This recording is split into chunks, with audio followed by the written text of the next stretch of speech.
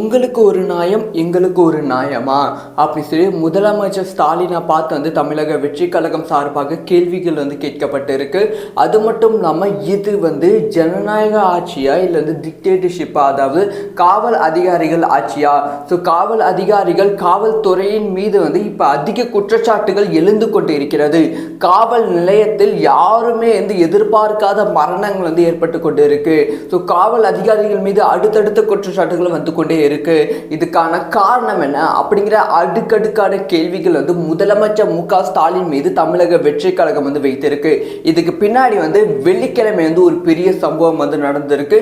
அந்த சம்பவத்தை பார்க்கும்போது உண்மையாலுமே காவல் நிலையத்தில் புகார் கொடுக்க போலாமா அப்படிங்கிற ஒரு டவுட், பயம் சாதாரண மக்களுக்கு எழுகிறது. இதை பற்றி டீட்டெயிலாக தான் பேச போகிறோம். ரொம்ப இம்பார்ட்டண்டான வீடியோவாக தான் இருக்க போகிறது. அதுக்கு முன்னாடி உங்கள் பிஸ்னஸ் டெவலப் ஆகாமல் இருக்குது, ஒரு ப்ராப்பரான அட்வர்டைஸ்மெண்ட் வேணும் அப்படின்னு தேடிட்டு இருக்கீங்களா? உங்கள் பிஸ்னஸை கம்ப்ளீட்டாக அனலைஸ் பண்ணி மார்க்கெட்டை புரிஞ்சுக்கிட்டு உங்கள் பிஸ்னஸ்க்கு ஏற்ற மாதிரி அட்வர்டைஸ்மெண்ட் ஷூட் பண்ணி எடிட் பண்ணி மார்க்கெட்டில் ரிலீஸ் பண்ணி உங்கள் பிஸ்னஸை டபுள் மடங்கு க்ரோ பண்ணி தருவோம். அதுவும் ரொம்ப ரொம்ப ரொம்ப கம்மி பட்ஜெட்டில்.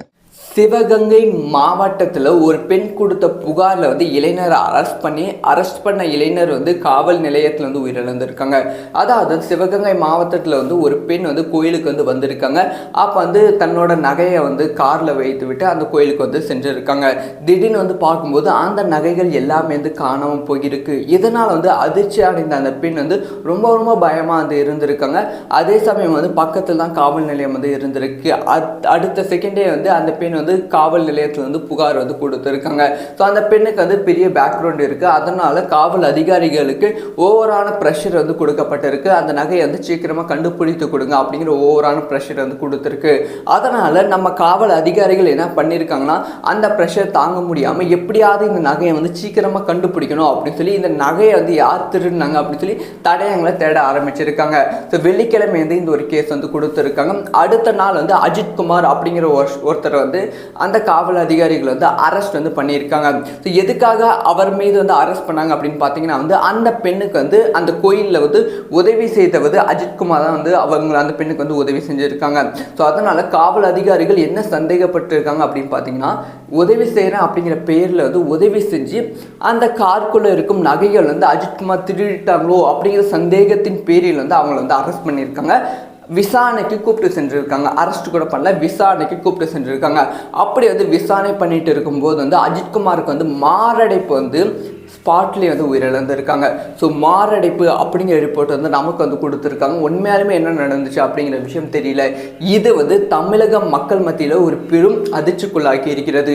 ஸோ புகார் கொடுக்க போன ஒரு பெண் சம்மந்தமே இல்லாமல் ஒருத்தர் இவர் தான் அப்படின்னு சொல்லும்போது எந்த ஒரு விசாரணையும் இல்லாமல் காவல் அதிகாரிகள் அவங்களை அரெஸ்ட் பண்ணி அவங்களுக்கு மென்டல் டார்ச்சர், ஃபிசிக்கல் டார்ச்சர் கொடுத்து ஹார்ட் அட்டாக் வர அளவுக்கு துன்புறுத்தி இருக்காங்க அப்படின்னு சொல்லி ரொம்ப கோபப்பட்டு அந்த அறிக்கையில் மென்ஷன் பண்ணியிருக்காங்க.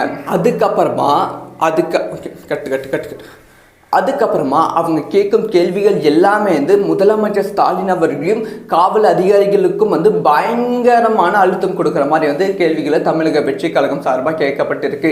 இது ஜனநாயக ஆட்சியா இல்லை காவல் அதிகாரிகள் ஆட்சியா? தொடர்ந்து காவல் நிலையத்தில் பெரிய சம்பவங்கள் நடந்து கொண்டு தான் இருக்கு. ஸோ அண்ணா நகரில் பெண் பாலியல் கொடுமை நம்ம எல்லாத்துக்குமே தெரியும். அந்த ஒரு கேஸை காவல் அதிகாரிகளுக்கு கொடுத்தா அதை ஒழுங்காக விசாரிக்காம காவல் அதிகாரிகள் அந்த பெண்ணையை தாக்குவது, அந்த பெண் மீது குற்றம் சொல்வது, அதுக்கப்புறமா அந்த கேஸ் சிபிஐக்கு போய் அந்த காவல் அதிகாரிகள் மீது சிபிஐ நடவடிக்கை எடுத்தது. அதுக்கப்புறமா அண்ணா பல்கலைக்கழகத்தில் ஒரு பெண் புகார் கொடுக்க வந்தா அந்த பெண்ணோட பிரைவேசியை வெளியே லீக் பண்ணுவது. அதுக்கப்புறமா இந்த மாதிரி அடுத்தடுத்த சம்பவங்கள் நடந்து கொண்டு தான் இருக்கு. தமிழக வெற்றி கழக ஒரு கர்ப்பிணி பெண் மீது காவல் அதிகாரிகள் எட்டி உதைப்பது. சமீபத்தில் கூட முதலமைச்சர் அவர்கள் கலந்து கொண்ட நிகழ்ச்சியில் விஜய் அவர்கள் புகைப்படம் வைத்திருந்த ஒரு 2-3 இளைஞர்களை காவல் அதிகாரிகள் திட்டி வெளியே கூப்பிட்டு போய் அவங்க மீது நடவடிக்கை எடுத்து அவங்கள அடித்தது. இது எல்லாமே எங்களுக்கு ரொம்ப அதிர்ச்சியான ஒரு விஷயமா இருக்கு அப்படிங்கிற விஷயத்த புஷி ஆனந்த் அவர்கள் அறிக்கையை ரிலீஸ் பண்ணியிருக்காங்க. அதையும் தாண்டி ஸோ இந்த மாதிரி சம்பவங்கள் நடந்து கொண்டு இருப்பதால் இது காவல் அதிகாரிகள் செய்யும் ஆட்சியா இல்லை ஜனநாயகம் ஜனநாயக மக்களால் தேர்ந்தெடுக்கப்பட்ட தலைவர் செய்யும் ஆட்சியா அப்படிங்கிற கேள்வி வந்து அதிகமாகவே எழுகிறது.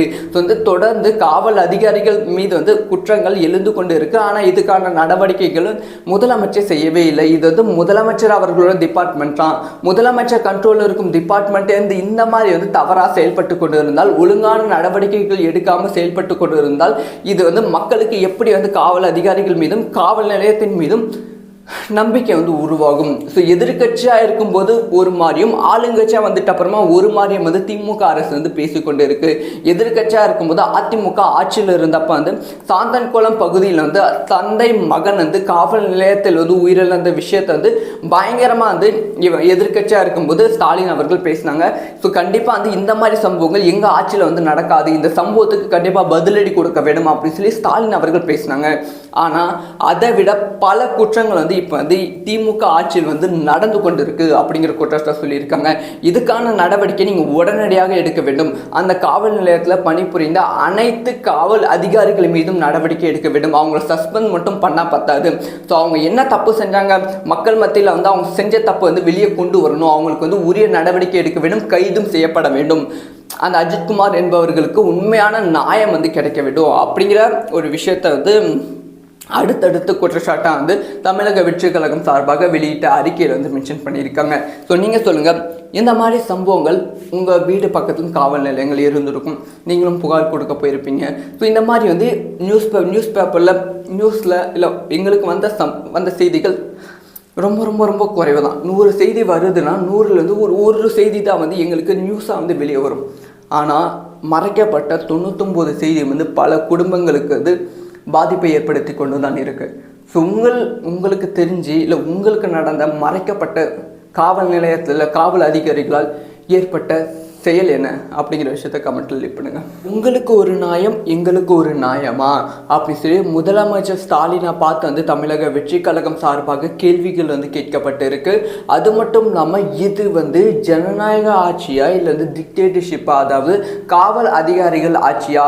ஸோ காவல் அதிகாரிகள் காவல்துறையின் மீது வந்து இப்போ அதிக குற்றச்சாட்டுகள் எழுந்து கொண்டு இருக்கிறது. காவல் நிலையத்தில் யாருமே வந்து எதிர்பார்க்காத மரணங்கள் வந்து ஏற்பட்டு கொண்டு இருக்கு. ஸோ காவல் அதிகாரிகள் மீது அடுத்தடுத்த குற்றச்சாட்டுகள் வந்து கொண்டே இருக்கு. இதுக்கான காரணம் என்ன அப்படிங்கிற அடுக்கடுக்கான கேள்விகள் வந்து முதலமைச்சர் மு.க. ஸ்டாலின் மீது தமிழக வெற்றி கழகம் வந்து வைத்திருக்கு.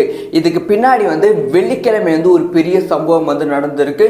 அந்த சம்பவத்தை வந்து பார்க்கும்போது உண்மையாலுமே வந்து காவல் நிலையத்தில் புகார் கொடுக்க போலாமா அப்படிங்கிற ஒரு டவுட், பயம் வந்து சாதாரண மக்களுக்கு வந்து எழுகிறது. இதை பற்றி டீட்டெயிலாக தான் பேச போகிறோம். ரொம்ப இம்பார்ட்டண்டான வீடியோவாக தான் இருக்க போகிறது. அதுக்கு முன்னாடி உங்கள் பிஸ்னஸ் டெவலப் ஆகாமல் இருக்குது, ஒரு ப்ராப்பரான அட்வர்டைஸ்மெண்ட் வேணும் அப்படின்னு தேடிட்டு இருக்கீங்களா? உங்கள் பிஸ்னஸை கம்ப்ளீட்டாக அனலைஸ் பண்ணி மார்க்கெட்டை வந்து புரிஞ்சுக்கிட்டு உங்கள் பிஸ்னஸ்க்கு ஏற்ற மாதிரி அட்வர்டைஸ்மெண்ட் ஷூட் பண்ணி எடிட் பண்ணி மார்க்கெட்டில் ரிலீஸ் பண்ணி உங்கள் பிஸ்னஸை டபுள் மடங்கு க்ரோ பண்ணி தருவோம். அதுவும் ரொம்ப ரொம்ப ரொம்ப கம்மி பட்ஜெட்டில். சிவகங்கை மாவட்டத்தில் ஒரு பெண் கொடுத்த புகாரில் வந்து இளைஞரை அரெஸ்ட் பண்ண இளைஞர் வந்து காவல் நிலையத்தில் வந்து உயிரிழந்திருக்காங்க. அதாவது சிவகங்கை மாவட்டத்தில் வந்து ஒரு பெண் வந்து கோயிலுக்கு வந்து வந்திருக்காங்க. அப்போ வந்து தன்னோட நகையை வந்து காரில் வைத்து விட்டு அந்த கோயிலுக்கு வந்து சென்றிருக்காங்க. திடீர்னு வந்து பார்க்கும்போது அந்த நகைகள் எல்லாமே வந்து காணாமல் போயிருக்கு. இதனால் வந்து அதிர்ச்சி அடைந்த அந்த பெண் வந்து ரொம்ப ரொம்ப பயமாக வந்து இருந்திருக்காங்க. அதே சமயம் வந்து பக்கத்தில் தான் காவல் நிலையம் வந்து இருந்திருக்கு. அடுத்த செகண்டே வந்து அந்த பெண் வந்து காவல் நிலையத்தில் வந்து புகார் வந்து கொடுத்துருக்காங்க. ஸோ அந்த பெண்ணுக்கு வந்து பெரிய பேக்ரவுண்ட் இருக்குது. அதனால் காவல் அதிகாரிகளுக்கு ஓவரான ப்ரெஷர் வந்து கொடுக்கப்பட்டிருக்கு. அந்த நகையை வந்து சீக்கிரமாக கண்டுபிடித்து கொடுங்க அப்படிங்கிற ஓவரான ப்ரெஷர் வந்து கொடுத்துருக்கு. அதனால் நம்ம காவல் அதிகாரிகள் என்ன பண்ணியிருக்காங்கன்னா, அந்த ப்ரெஷர் தாங்க முடியாமல் எப்படியாவது இந்த நகையை வந்து சீக்கிரமாக கண்டுபிடிக்கணும் அப்படின்னு சொல்லி இந்த நகையை வந்து யார் திருடினாங்க அப்படின்னு சொல்லி தடயங்களை தேட ஆரம்பிச்சிருக்காங்க. ஸோ வெள்ளிக்கிழமை வந்து இந்த ஒரு கேஸ் வந்து கொடுத்துருக்காங்க. அடுத்த நாள் வந்து அஜித்குமார் அப்படிங்கிற ஒருத்தர் வந்து அந்த காவல் அதிகாரிகள் வந்து அரெஸ்ட் வந்து பண்ணியிருக்காங்க. ஸோ எதுக்காக அவர் மீது வந்து அரெஸ்ட் பண்ணாங்க அப்படின்னு பார்த்தீங்கன்னா வந்து அந்த பெண்ணுக்கு வந்து அந்த கோயிலில் வந்து உதவி செய்தவது அஜித்குமார் தான் வந்து அவங்க அந்த பெண்ணுக்கு வந்து உதவி செஞ்சுருக்காங்க. ஸோ அதனால் காவல் அதிகாரிகள் என்ன சந்தேகப்பட்டிருக்காங்க அப்படின்னு பார்த்தீங்கன்னா, உதவி செய்கிறேன் அப்படிங்கிற பெயரில் வந்து உதவி செஞ்சு அந்த காருக்குள்ளே இருக்கும் நகைகள் வந்து அஜித்குமார் திருடிட்டாங்களோ அப்படிங்கிற சந்தேகத்தின் பேரில் வந்து அவங்களை வந்து அரெஸ்ட் பண்ணியிருக்காங்க. விசாரணைக்கு கூப்பிட்டு சென்றிருக்காங்க. அரெஸ்ட் கூட பண்ணல, விசாரணைக்கு கூப்பிட்டு சென்றிருக்காங்க. அப்படி வந்து விசாரணை பண்ணிட்டு இருக்கும்போது வந்து அஜித்குமாருக்கு வந்து மாரடைப்பு வந்து ஸ்பாட்லேயே வந்து உயிரிழந்திருக்காங்க. ஸோ மாரடைப்பு அப்படிங்கிற ரிப்போர்ட் வந்து நமக்கு வந்து கொடுத்துருக்காங்க. உண்மையாலுமே என்ன நடந்துச்சு அப்படிங்கிற விஷயம் தெரியல. இது வந்து தமிழக மக்கள் மத்தியில் ஒரு பெரும் அதிர்ச்சிக்குள்ளாக்கி இருக்கிறது. ஸோ புகார் கொடுக்க போன ஒரு பெண் சம்மந்தமே இல்லாமல் ஒருத்தர் வந்து இவர் தான் அப்படின்னு சொல்லும்போது எந்த ஒரு விசாரணையும் இல்லாமல் காவல் அதிகாரிகள் வந்து அவங்களை வந்து அரெஸ்ட் பண்ணி அவங்களுக்கு வந்து மென்டல் டார்ச்சர், ஃபிசிக்கல் டார்ச்சர் கொடுத்து ஹார்ட் அட்டாக் வர அளவுக்கு துன்புறுத்திருக்காங்க அப்படின்னு சொல்லி ரொம்ப கோபப்பட்டு அந்த அறிக்கையில் மென்ஷன் பண்ணியிருக்காங்க. அதுக்கப்புறமா அதுக்கப்புறமா அவங்க கேட்கும் கேள்விகள் எல்லாமே வந்து முதலமைச்சர் ஸ்டாலின் அவர்களையும் காவல் அதிகாரிகளுக்கும் வந்து பயங்கரமான அழுத்தம் கொடுக்குற மாதிரி வந்து கேள்விகளை தமிழக வெற்றி கழகம் சார்பாக கேட்கப்பட்டிருக்கு. இது ஜனநாயக ஆட்சியா இல்லை காவல் அதிகாரிகள் ஆட்சியா? தொடர்ந்து காவல் நிலையத்தில் பெரிய சம்பவங்கள் நடந்து கொண்டு தான் இருக்கு. ஸோ அண்ணா நகரில் வந்து பெண் பாலியல் கொடுமை வந்து நம்ம எல்லாத்துக்குமே தெரியும். அந்த ஒரு கேஸை வந்து காவல் அதிகாரிகளுக்கு கொடுத்தா அதை ஒழுங்காக விசாரிக்காம காவல் அதிகாரிகள் வந்து அந்த பெண்ணையை வந்து தாக்குவது, அந்த பெண் மீது வந்து குற்றம் சொல்வது, அதுக்கப்புறமா அந்த கேஸ் வந்து சிபிஐக்கு போய் அந்த காவல் அதிகாரிகள் மீது வந்து சிபிஐ வந்து நடவடிக்கை எடுத்தது. அதுக்கப்புறமா அண்ணா பல்கலைக்கழகத்தில் வந்து ஒரு பெண் வந்து புகார் கொடுக்க வந்தா அந்த பெண்ணோட பிரைவேசியை வந்து வெளியே வந்து லீக் பண்ணுவது.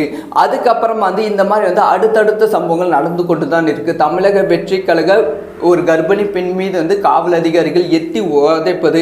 சமீபத்தில் கூட வந்து முதலமைச்சர் அவர்கள் கலந்து கொண்ட நிகழ்ச்சியில் வந்து விஜய் அவர்கள் புகைப்படம் வைத்திருந்த ஒரு 2-3 இளைஞர்களை வந்து காவல் அதிகாரிகள் வந்து திட்டி வெளியே கூப்பிட்டு போய் அவங்க மீது வந்து நடவடிக்கை எடுத்து அவங்கள வந்து அடித்தது. இது எல்லாமே வந்து எங்களுக்கு ரொம்ப அதிர்ச்சியான ஒரு விஷயமா வந்து இருக்கு அப்படிங்கிற விஷயத்த புஷி ஆனந்த் அவர்கள் அறிக்கையை வந்து ரிலீஸ் பண்ணியிருக்காங்க. அதையும் தாண்டி வந்து ஸோ இந்த மாதிரி சம்பவங்கள் நடந்து கொண்டு இருப்பதால் இது வந்து காவல் அதிகாரிகள் செய்யும் ஆட்சியா இல்லை வந்து ஜனநாயக மக்களால் தேர்ந்தெடுக்கப்பட்ட தலைவர் செய்யும் ஆட்சியா அப்படிங்கிற கேள்வி வந்து அதிகமாகவே எழுகிறது. ஸோ வந்து தொடர்ந்து காவல் அதிகாரிகள் மீது வந்து குற்றங்கள் எழுந்து கொண்டு இருக்கு. ஆனால் இதுக்கான நடவடிக்கைகளும் முதலமைச்சர் செய்யவே இல்லை. இது வந்து முதலமைச்சர் அவர்களோட டிபார்ட்மெண்ட் தான்.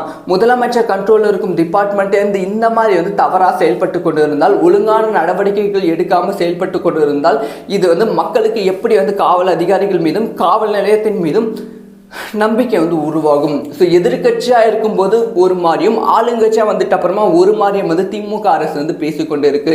எதிர்கட்சியாக இருக்கும்போது அதிமுக ஆட்சியில் இருந்தப்ப வந்து சாந்தன்குளம் பகுதியில் வந்து தந்தை மகன் வந்து காவல் நிலையத்தில் வந்து உயிரிழந்த விஷயத்தை வந்து பயங்கரமாக வந்து எதிர்கட்சியாக இருக்கும்போது ஸ்டாலின் அவர்கள் பேசினாங்க.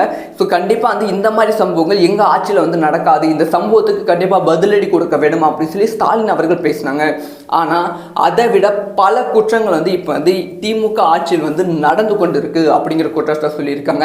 இதுக்கான நடவடிக்கை நீங்கள் உடனடியாக எடுக்க வேண்டும். அந்த காவல் நிலையத்தில் பணிபுரிந்த அனைத்து காவல் அதிகாரிகள் மீதும் நடவடிக்கை எடுக்க வேண்டும். அவங்கள சஸ்பெண்ட் மட்டும் பண்ணால் பத்தாது.